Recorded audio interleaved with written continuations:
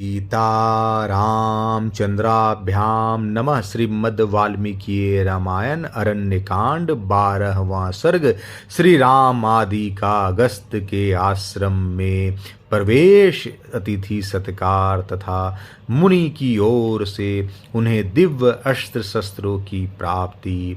श्री रामचंद्र जी के छोटे भाई लक्ष्मण ने आश्रम में प्रवेश करके अगस्त जी के शिष्य से भेंट की और उनसे यह बात कही।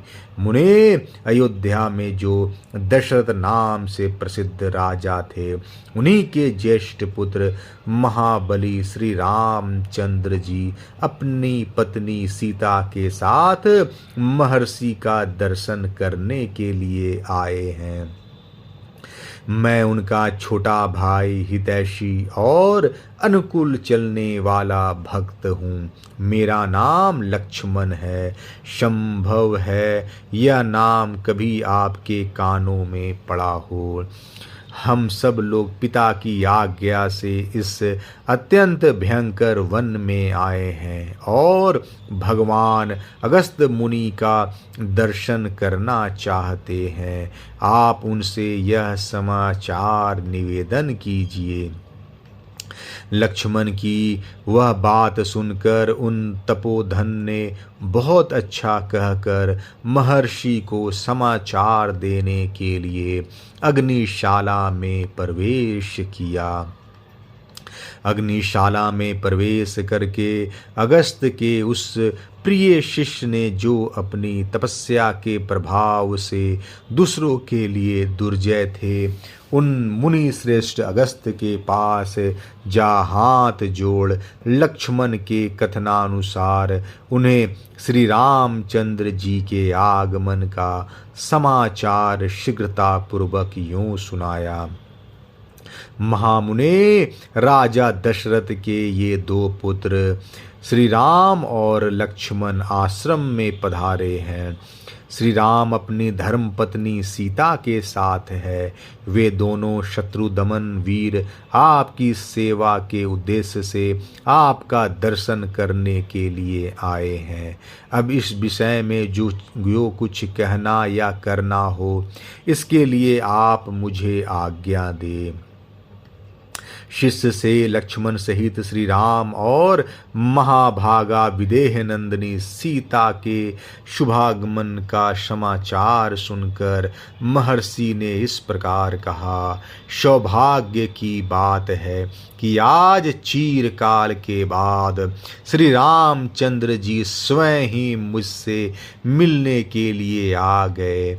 मेरे मन में भी बहुत दिनों से यह अभिलाषा थी कि वे एक बार मेरे आश्रम पर पधारते।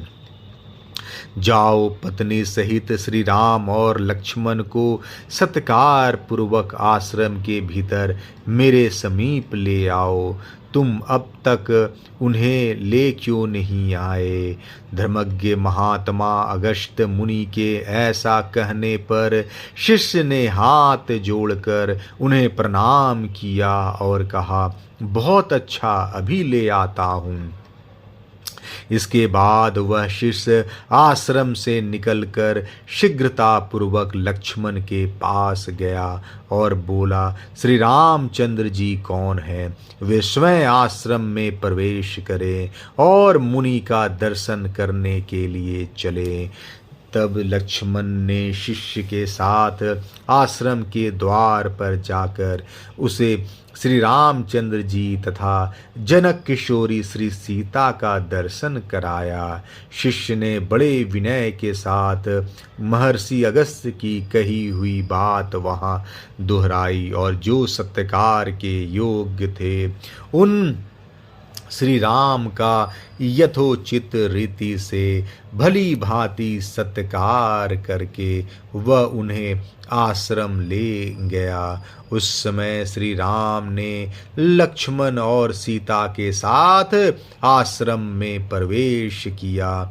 वह आश्रम शांत भाव से रहने वाले हरिणों से भरा हुआ था। आश्रम की शोभा देखते हुए उन्होंने वहाँ ब्रह्मा जी का स्थान और अग्निदेव का स्थान देखा। फिर क्रमशः भगवान विष्णु, महेंद्र, सूर्य, चंद्रमा, भग, कुबेर, धाता, विधाता, वायु, पाशधारी, महात्मा, वरुण, गायत्री, वसु, नागराज, अनंत, गरुड़, कार्तिकेय तथा धर्मराज के पृथक पृथक स्थान का निरीक्षण किया। इतने में ही मुनिवर अगस्त भी शिष्यों से घिरे हुए अग्निशाला से बाहर निकले। वीर श्री राम ने मुनियों के आगे आगे आते हुए उदीप्त तेजस्वी अगस्त जी का दर्शन किया और अपनी शोभा का विस्तार करने वाले लक्ष्मण से इस प्रकार कहा। लक्ष्मण, भगवान अगस्त मुनि आश्रम से बाहर निकल रहे हैं। ये तपस्या के निधि हैं। इनके विशिष्ट तेज के आधिक्य से ही मुझे पता चलता है कि ये अगस्त जी हैं। सर्वतुल्य सूर्यतुल्य महतेजस्वी महर्षि अगस्त के विषय में ऐसा कहकर महाबाहु रघुनंदन ने सामने से आते हुए उन मुनीश्वरों के दोनों चरण पकड़ लिए, जिनमें योगियों का मन रमन करता है तथा जो भक्तों को आनंद प्रदान करने वाले हैं। वे धर्मात्मा श्री राम उस समय विदेह कुमारी सीता और लक्ष्मण के साथ महर्षि के चरणों में प्रणाम करके हाथ जोड़कर खड़े हो गए।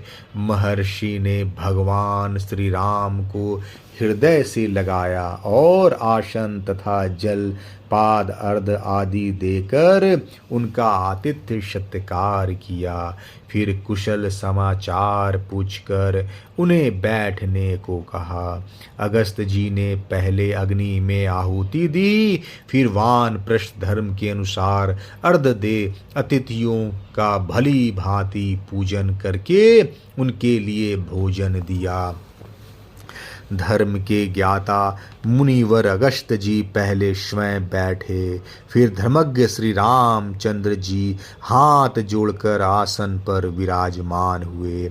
इसके बाद महर्षि ने उनसे कहा, काकुतस्थ वानप्रस्थ को चाहिए कि वह पहले अग्नि को आहुति दे, तदंतर अर्ध देकर अतिथि का पूजन करे। जो तपस्वी इसके विपरीत आचरण करता है उसे झूठे गवाही देने वाले की भांति परलोक में अपने ही शरीर का मांस खाना पड़ता है। आप स्वयं पूर्ण लोक के राजा, महारथी और धर्म का आचरण करने वाले हैं तथा मेरे प्रिय अतिथि के रूप में इस आश्रम पर पधारे हैं। अतएव आप हम लोगों के माननीय एवं पूजनीय हैं। ऐसा कहकर महर्षि अगस्त ने फल, मूल, फूल तथा अन्य उपकरणों से इच्छानुसार भगवान श्री राम का पूजन किया। तत्पश्चात अगस्त जी उनसे इस प्रकार बोले, पुरुष सी, यह महान दिव्य धनुष विश्वकर्मा जी ने बनाया है। इसमें स्वर्ण और हीरे जड़े हैं। यह भगवान विष्णु का दिया हुआ है तथा यह जो सूर्य के समान दिदीप्यमान अमोघ उत्तम बाण है, ब्रह्मा जी का दिया हुआ है। इनके सिवा इंद्र ने ये 2 तरकस दिए हैं जो तीखे तथा प्रज्वलित अग्नि के समान तेजस्वी बाणों से सदा भरे रहते हैं, कभी खाली नहीं होते। साथ ही यह तलवार भी है जिसकी मूठ में सोना जड़ा हुआ है। इसकी म्यान भी सोने की ही बनी हुई है। श्री राम पूर्व काल में भगवान विष्णु ने इसी धनुष से युद्ध में बड़े बड़े असुरों का संहार करके देवताओं की उद्दीप्त लक्ष्मी को उनके अधिकार से लौटाया था। मानद, आप यह धनुष, ये दोनों तरकश, ये बाण और यह तलवार राक्षसों पर विजय पाने के लिए ग्रहण कीजिए, ठीक उसी तरह जैसे व्रजधारी इंद्र व्रज ग्रहण करते हैं। ऐसा कहकर महान तेजस्वी अगस्त्य ने वे सभी श्रेष्ठ आयुध श्री रामचंद्र जी को सौंप दिए। तत्पश्चात वे फिर बोले। अरण्यकांड 12वां सर्ग समाप्त। जय श्री राम।